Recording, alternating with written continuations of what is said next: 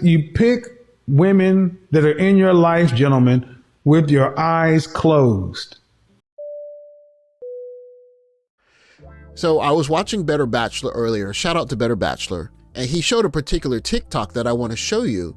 And it got my mind thinking about, would it be better to choose your wife without knowing her? You pick women that are in your life, gentlemen, with your eyes closed. And then I start wondering about arranged marriages. Now, of course, there's no accurate way to really assess if arranged marriages work or not, because the divorce systems are a lot different based on the cultures. But you can see in the numbers that are going to be shown in this article that something is working, because the way we're doing things is not working as well as we thought it would, right? That may be counterintuitive because men are visual creatures. I'm talking about a woman you're going to bring in your life. So here, later in the article, you can see it says studies have suggested that a huge percentage, 80 to 85%, wow, of people opt for arranged marriages due to matchmakers, trusted matrimonial sites, and parents. And it says very few people opt for love marriages in India. I'm not talking about a woman you're going to date with. I'm not talking about a woman you hook up with. So later in the article, it talks about how a large percentage of people prefer an arranged marriage without any coercion. And they say that researchers say that the divorce rate is higher for love marriages. Indian youth seem to trust their elders wholeheartedly to decide on a suitable partner. And later it says that there's a low portrayal of love marriage. A major discrimination that covers arranged and love marriages, that people who opt for the latter are shown in poor light compared to ones who had arranged marriages. Okay, but that's one continent. Of course, you got to remember that continent is probably going to be the largest country on the planet in a decade, if it's not already. But apparently they're doing something that's correct, because they're getting married and they're having kids and they're retaining family structure. So I'm talking about a woman who's going to be in case of emergency. So this is Psychology Today, so it might be a bit more reputable in terms of believing what they're talking about. And you can see here, 70% of Young Indians, 18 to 35, prefer arranged marriages. You pick women that are in your life, gentlemen, with your eyes closed. That may be counterintuitive because men are visual creatures. I'm talking about a woman you're going to bring in your life. I'm not talking about a woman you're going to date with. I'm not talking about a woman you hook up with. I'm talking about a woman who's going to be in case of emergency. She's going to be on the mortgage. Her name is going to be on the insurance policy.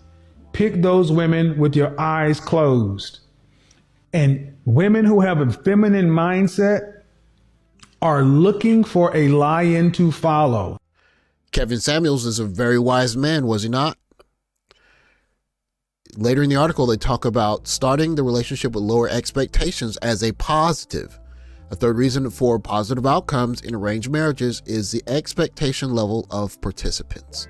By and large, a couple entering an arranged marriage simply does not know each other that well compared to those beginning in free choice marriages. Consequently, the expectations of each other at the relationship's outset will be lower.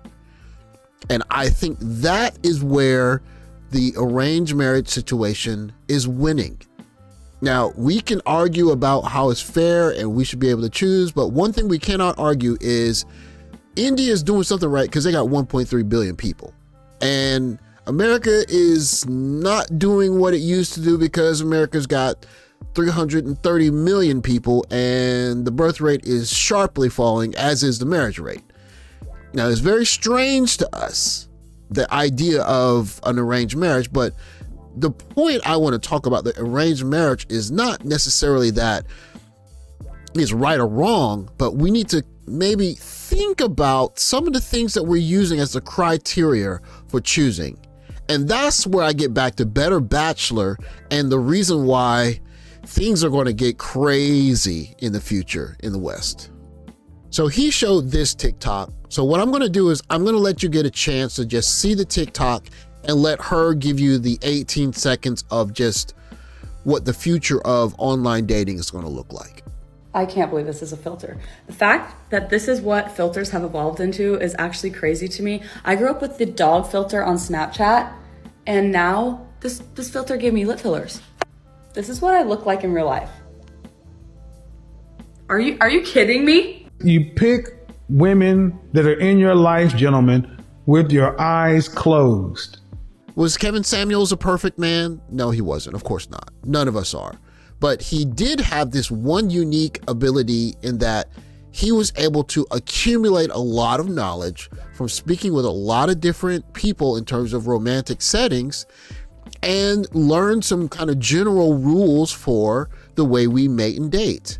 And even as we get older, for those of us who are not Kevin Samuels, we understand certain things about mating and dating, like the way that you choose a mate. And one thing that is pretty clear is that the way that we choose mates in the West, it needs some revamping. We need to evolve that process.